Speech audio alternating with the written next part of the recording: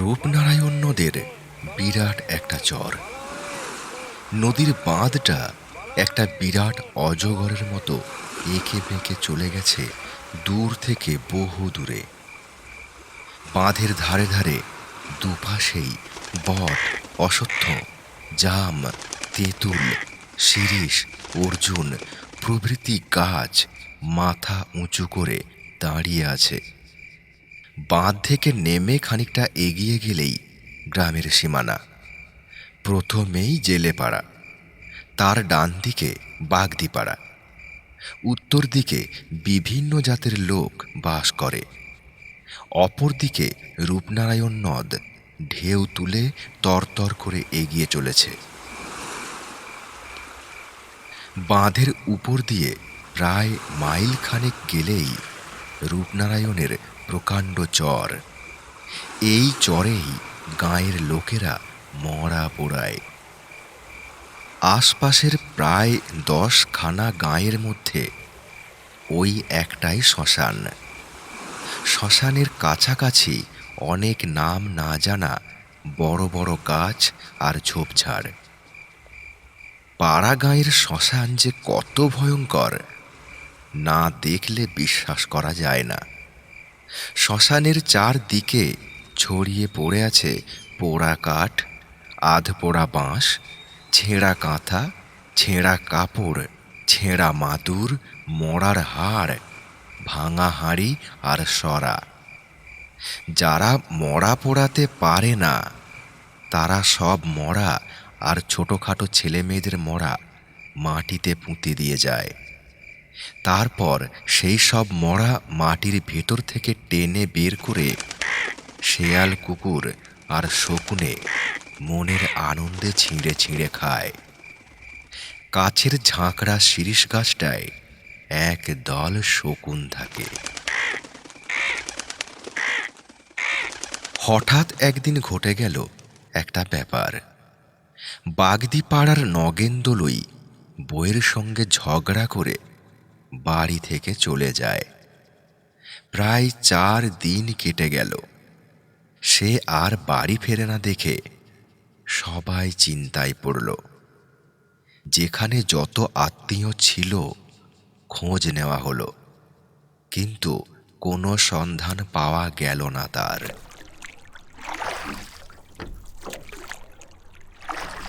সেদিন সকালে জেলেপাড়ার জনা কয়েক লোক ডিঙি ভাসিয়ে মাছ ধরতে ধরতে এসে পড়েছে শ্মশানের বেশ কাছাকাছি।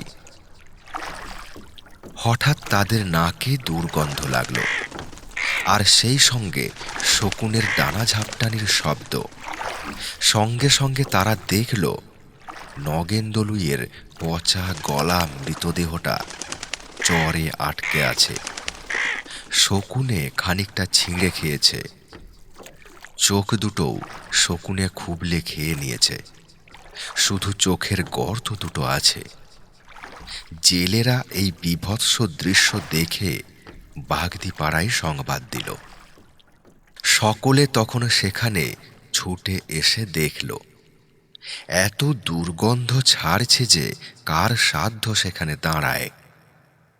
তখন সবাই নাকে কাপড় চাপা দিয়ে মড়াটার পায়ে দড়ি বেঁধে শ্মশানের ভেতর এনে মাটি চাপা দিয়ে চলে গেল।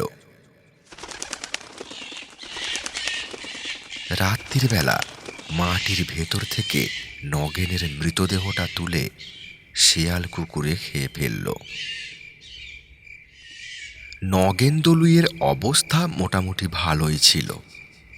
তার 2টি ছেলে, তাদের বিয়ে হয়ে গেছে। তারা ভালোভাবেই বাপের শ্রাদ্ধ করল। জেলেপাড়া, বাগদিপাড়ার অনেকেই নিমন্ত্রণ খেয়ে গেল। এই ঘটনার পর প্রায় 1 মাস কেটে গেল। তারপর থেকেই নানা রকম অবিশ্বাস্য ঘটনা ঘটতে লাগলো। কখনো বাগদিপাড়া থেকে, আবার কখনো জেলেপাড়া থেকে হাঁস, মুরগি, ছাগল চুরি যেতে লাগলো। একদিন নগেনের বউ রাত্রে একটা শব্দ শুনে বাইরে এসে দেখলে তাদের আম গাছটার নিচে যেন কে একজন সাদা কাপড় গায়ে জড়িয়ে দাঁড়িয়ে আছে।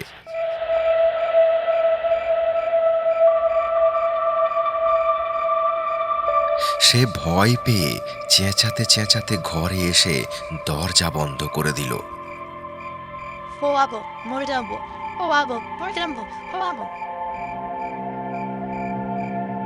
মায়ের চেঁচানি শুনে ছেলেরা হ্যারিকেন হাতে নিয়ে বাইরে এসে চারিদিক দেখল, কিন্তু কাউকেই দেখা গেল না। তখন তারা বলাবলি করতে লাগলো, ওসব মনের ভুল। গাছের ছায়া দেখে মা ভয় পেয়েছে। রাত্রে বাঁধের ওপর আর শ্মশানেও একটা কঙ্কালকে ঘোরাফেরা করতে দেখে গাঁয়ের সবাই ভয় পেয়ে গেল। রাত্রে শ্মশানে মরা নিয়ে আসা বন্ধ করে দিল সবাই। জেলেরা সারা দিন রূপনারায়ণে মাছ ধরে। সন্ধ্যা হলেই যে যার বাড়ি ফিরে আসতে লাগলো। এমনকি বাঁধের ওপর দিয়েও লোক চলাচল বন্ধ হয়ে গেল। সন্ধে হলেই রাস্তা একেবারে ফাঁকা। সেদিন রাখাল জেলের একটা বাছুর হারিয়ে গেল। সারা দিন খোঁজ করা হলো, কিন্তু কোথাও পাওয়া গেল না বাছুরটাকে। একদিন পরে একজন লোক শ্মশানের দিকে এসে দেখল রাখাল জেলের বাছুরটা মরে পড়ে আছে। তার আধখানা কে যেন চিবিয়ে খেয়েছে, বাকিটা পড়ে আছে একটা গাছের তলায়। খবরটা শুনে রাখাল এসে দেখল ব্যাপারটা। কি করবে, তাই সে কিছু না বলে চলে গেল সেখান থেকে। মনে মনে সে বুঝল নগেন্দলই ভূত হয়ে এই সব কাণ্ড করছে। জেলে পাড়ার ফকির আর নিধিরাম ভোরবেলায় জাল কাঁধে নিয়ে মাছ ধরতে গেল। নগেনের বাড়ির পাশ দিয়েই তাদের যাবার রাস্তা, তাই তারা সেই রাস্তা দিয়েই যাচ্ছিল আপন মনে। হঠাৎ তাদের চোখে পড়ল নগেনদলুইয়ের বাস্তুভিটার দিকে। অবাক হয়ে ফকির আর নিধিরাম দেখল নগেনের বাড়ির দরজার কাছে একটা আবছা মূর্তি দাঁড়িয়ে আছে। সারা দেহ তার সাদা কাপড়ে ঢাকা। ওরা চোর ভেবে জিজ্ঞাসা করলে, ওখানে কে রে? সঙ্গে সঙ্গে আবছা মূর্তিটা ঘুরে দাঁড়ালো। ওরা আশ্চর্য হয়ে দেখল লোকটার মুখ দেখা যাচ্ছে না, শুধু চোখ দুটো যেন আগুনের গোলার মতো জ্বলছে। দেখতে দেখতে মূর্তিটা বিরাট লম্বা হয়ে গেল। এই ব্যাপার দেখে ফকির আর নিধিরাম ভয় পেয়ে, ওরে বাবারে, ওরে বাবারে, গেলুম রে, ওরে বাবারে, ভূত ভূত ভূত বলে ছুটে পালালো প্রাণপণে। সবার মুখে মুখে খবরটা জানাজানি হয়ে গেল। পাড়ার লোক ভয় পেয়ে সন্ধে 7টার পর নগেনদলুইয়ের বাড়ির পাশের রাস্তা দিয়ে যাওয়া আসা বন্ধ করে দিল। ফকির জেলে নগেনের ছেলে দুটোকে বললে, বাপু, ব্যাপার খুব সুবিধের মনে হচ্ছে না। তোদের বাপ ভূত হয়েছে, তোরা ছেলে ফুলে নিয়ে থাকিস। একটা কিছু ব্যবস্থা কর, তা না হলে কোনোদিন তোদের বিপদ হতে পারে। নগেনের বড় ছেলেটা ভয় পেয়ে বললে, কি ব্যবস্থা করা যায় বলো দেখি খুড়ো? মাও একদিন দেখেছিল, আমরা তার কথা বিশ্বাস করিনি, কিন্তু এখন দেখছি বিশ্বাস না করে উপায় নেই। নগেনের ছোট ছেলে বলল, আমিও সেদিন ভোরের দিকে বাইরে বেরিয়ে সাদা কাপড় ঢাকা একটা মূর্তি দেখেছিলাম, কিন্তু সবাই ভয় পাবে বলে কাউকে আর কিছু বলিনি। নিধিরাম সব শুনে কিছুক্ষণ ধরে কি যেন ভাবলে, তারপর গম্ভীরভাবে বললে, এখানে তো তেমন ভূতের ওঝাও নেই, তবে শুনেছি মহেশপুরে একজন লোক আছে, সে নাকি ভূত ছাড়ায়। তোরা তার কাছে যা, সে কি বলে দেখ। এই পরামর্শ দিয়ে ফকির আর নিধিরাম যে যার বাড়ি চলে গেল। নগেনের বড় ছেলে তার ছোট ভাইকে বললে, মহেশপুর এখান থেকে প্রায় 4 ক্রোশের ওপর, যেতে আসতে প্রায় 9-10 ক্রোশ। আজকে তো আর যাওয়া সম্ভব নয়, কাল সকালেই সাইকেল নিয়ে বেরিয়ে যাব, বিকেলে তাহলে ফিরে আসতে পারবো। এইভাবে দুই ভাই যুক্তি করলে। সেদিন রাত্রেই ঘটনাটা ঘটল নগেনের বাড়িতে। রাত্রে খাওয়া দাওয়া সেরে বাড়ির সবাই ঘুমিয়ে পড়েছিল। রাত প্রায় তখন 2-2:30 হবে। হঠাৎ গল্পের পরবর্তী অংশ আগামী বুধবার রাত্রি ঠিক 10টায় বাংলা আড্ডা চ্যানেলে। চ্যানেলটি সাবস্ক্রাইব করে সাথে থাকুন। ধন্যবাদ। সুপ্রিয় শ্রোতা বন্ধুরা, আপনাদের কাছে একটি বিশেষ অনুরোধ। আমাদের চ্যানেল বাংলা আড্ডাকে সাবস্ক্রাইব করুন। আপনাদের সহযোগিতা ও ভালোবাসা আমাদের একান্ত কাম্য।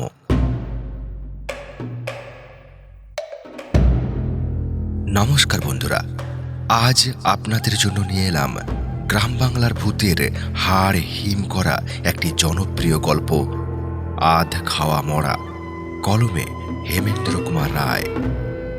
গল্পের সূত্রধর ও অন্যান্য সমস্ত পুরুষ চরিত্রে আমি সতীশ, নগেন দলুইয়ের বইয়ের চরিত্রে সরস্বতী। তাহলে শুরু করছি আজকের গল্প, আধ খাওয়া মরা। গল্পটি কেমন লাগলো অবশ্যই কমেন্টে জানাবেন। ভালো লাগলে একটি লাইক ও শেয়ার করতে ভুলবেন না। আপনাদের এই রেসপন্স আমাদেরকে আরও ভালো ভালো গল্প আনতে উৎসাহ দেবে। সকলকে অগ্রিম ধন্যবাদ।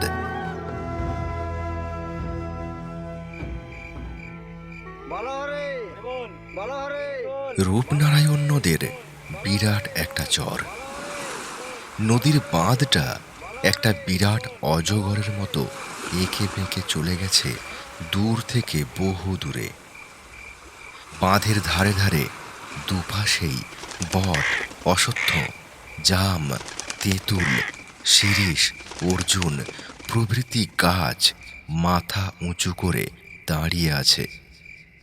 বাঁধ থেকে নেমে খানিকটা এগিয়ে গেলেই গ্রামের সীমানা। প্রথমেই জেলেপাড়া, তার ডান দিকে বাগদিপাড়া। উত্তর দিকে বিভিন্ন জাতের লোক বাস করে। অপরদিকে রূপনারায়ণ নদ ঢেউ তুলে তরতর করে এগিয়ে চলেছে। বাঁধের উপর দিয়ে প্রায় মাইল খানেক গেলেই রূপনারায়ণের প্রকাণ্ড চর। এই চরেই গাঁয়ের লোকেরা মরা পোড়ায়। আশপাশের প্রায় 10খানা গাঁয়ের মধ্যে ওই একটাই শ্মশান। শ্মশানের কাছাকাছি অনেক নাম না জানা বড় বড় গাছ আর ঝোপঝাড়। পাড়া গাঁয়ের শ্মশান যে কত ভয়ঙ্কর, না দেখলে বিশ্বাস করা যায় না। শ্মশানের চারদিকে ছড়িয়ে পড়ে আছে পোড়া কাঠ, আধ পোড়া বাঁশ, ছেঁড়া কাঁথা, ছেঁড়া কাপড়, ছেঁড়া মাদুর, মরার হাড়, ভাঙা হাঁড়ি আর সরা। যারা মরা পোড়াতে পারে না তারা সব মরা আর ছোটোখাটো ছেলে মেয়েদের মরা মাটিতে পুঁতে দিয়ে যায়। তারপর সেই সব মরা মাটির ভেতর থেকে টেনে বের করে শেয়াল, কুকুর আর শকুনে মনের আনন্দে ছিঁড়ে ছিঁড়ে খায়। কাছের ঝাঁকড়া শিরীষ গাছটায় এক দল শকুন থাকে। হঠাৎ একদিন ঘটে গেল একটা ব্যাপার। বাগদিপাড়ার নগেন দলুই বইয়ের সঙ্গে ঝগড়া করে বাড়ি থেকে চলে যায়। প্রায় 4 দিন কেটে গেল। সে আর বাড়ি ফেরে না দেখে সবাই চিন্তায় পড়ল। যেখানে যত আত্মীয় ছিল খোঁজ নেওয়া হলো, কিন্তু কোনো সন্ধান পাওয়া গেল না তার।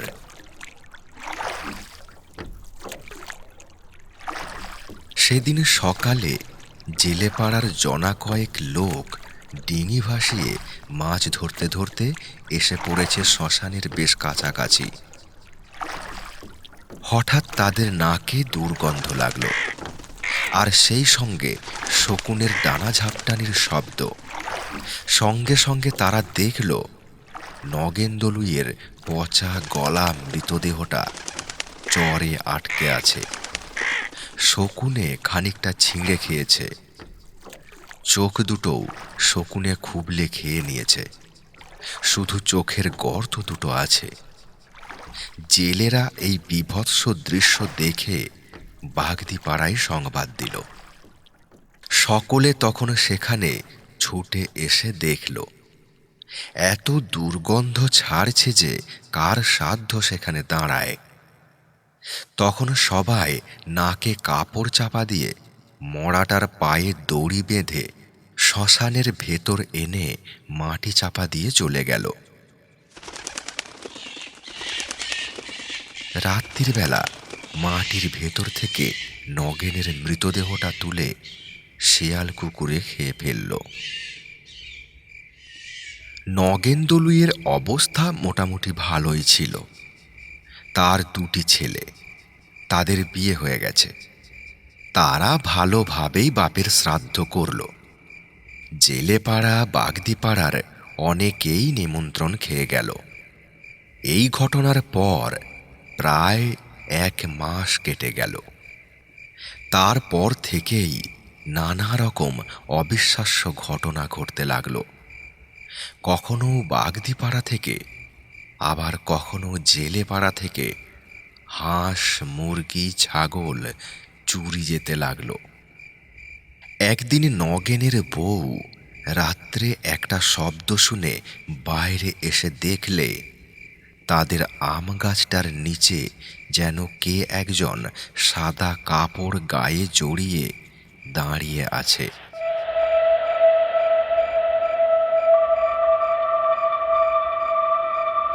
সে ভয় পেয়ে চেঁচাতে চেঁচাতে ঘরে এসে দরজা বন্ধ করে দিল।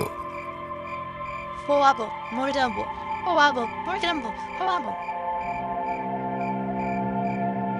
মায়ের চেঁচানি শুনে ছেলেরা হ্যারিকেন হাতে নিয়ে বাইরে এসে চারিদিক দেখল, কিন্তু কাউকেই দেখা গেল না।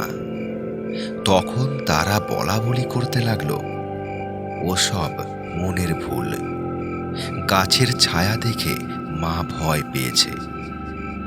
রাত্রে বাঁধের ওপর আর শ্মশানেও একটা কঙ্কালকে ঘোরাফেরা করতে দেখে গাঁয়ের সবাই ভয় পেয়ে গেল।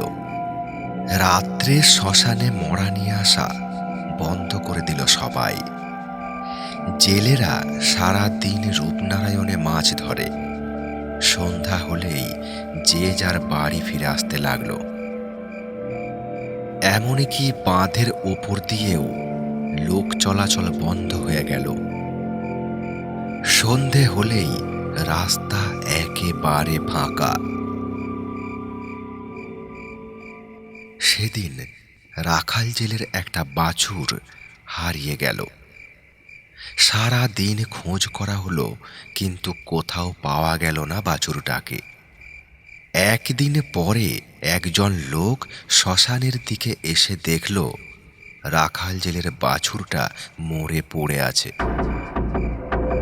তার আধখানা কে যেন চিবিয়ে খেয়েছে, বাকিটা পড়ে আছে একটা গাছের তলায়।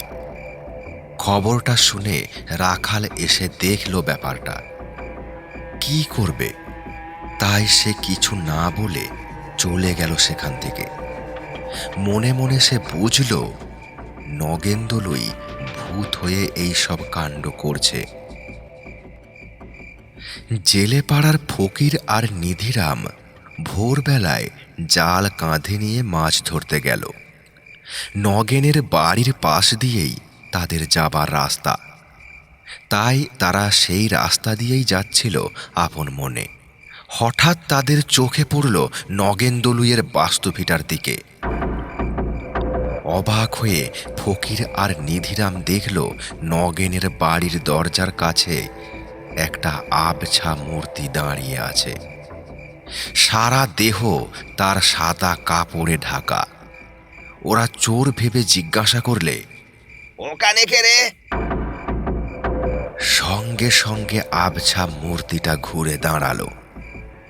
ওরা আশ্চর্য হয়ে দেখল লোকটার মুখ দেখা যাচ্ছে না, শুধু চোখ দুটো যেন আগুনের গোলার মতো জ্বলছে। দেখতে দেখতে মূর্তিটা বিরাট লম্বা হয়ে গেল। এই ব্যাপার দেখে ফকির আর নিধিরাম ভয় পেয়ে ওরে বাবারে গেলুম রে, ওরে বাবারে, ভূত ভূত ভূত বলে ছুটে পালালো প্রাণপণে। সবার মুখে মুখে খবরটা জানাজানি হয়ে গেল। পাড়ার লোক ভয় পেয়ে সন্ধে 7টার পর নগেনদলুইয়ের বাড়ির পাশের রাস্তা দিয়ে যাওয়া আসা বন্ধ করে দিল। ফকির জেলে নগেনের ছেলে দুটোকে বললে, বাপু, ব্যাপার খুব সুবিধের মনে হচ্ছে না। তোদের বাপ ভূত হয়েছে, তোরা ছেলেপুলে নিয়ে থাকিস, একটা কিছু ব্যবস্থা কর, তা না হলে কোনোদিন তোদের বিপদ হতে পারে। নগেনের বড় ছেলেটা ভয় পেয়ে বললে, কি ব্যবস্থা করা যায় বলো দেখি খুড়ো?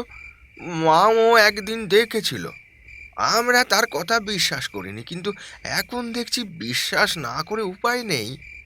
নগেনের ছোট ছেলে বলল, আমিও সেদিন ভোরের দিকে বাইরে বেরিয়ে সাদা কাপড় ঢাকা একটা মূর্তি দেখেছিলাম, কিন্তু সবাই ভয় পাবে বলে কাউকে আর কিছু বলিনি। নিধিরাম সব শুনে কিছুক্ষণ ধরে কি যেন ভাবলে, তারপর গম্ভীরভাবে বললে, এখানে তো তেমন ভূতের ওঝাও নেই, তবে শুনেছি মহেশপুরে একজন লোক আছে, সে নাকি ভূত ছাড়ায়। তোরা তার কাছে যা, সে কি বলে দেখ। এই পরামর্শ দিয়ে ফকির আর নিধিরাম যে যার বাড়ি চলে গেল। নগেনের বড় ছেলে তার ছোট ভাইকে বললে, মহেশপুর এখান থেকে প্রায় 4 ক্রোশের ওপর, যেতে আসতে প্রায় 9-10 ক্রোশ। আজকে তো আর যাওয়া সম্ভব নয়, কাল সকালেই সাইকেল নিয়ে বেরিয়ে যাব, বিকেলে তাহলে ফিরে আসতে পারবো। এইভাবে দুই ভাই যুক্তি করলে। সেদিন রাত্রেই ঘটনাটা ঘটল নগেনের বাড়িতে। রাত্রে খাওয়া দাওয়া সেরে বাড়ির সবাই ঘুমিয়ে পড়েছিল। রাত প্রায় তখন 2-2:30 হবে। হঠাৎ গল্পের পরবর্তী অংশ আগামী বুধবার রাত্রি ঠিক 10টায় বাংলা আড্ডা চ্যানেলে। চ্যানেলটি সাবস্ক্রাইব করে সাথে থাকুন। ধন্যবাদ।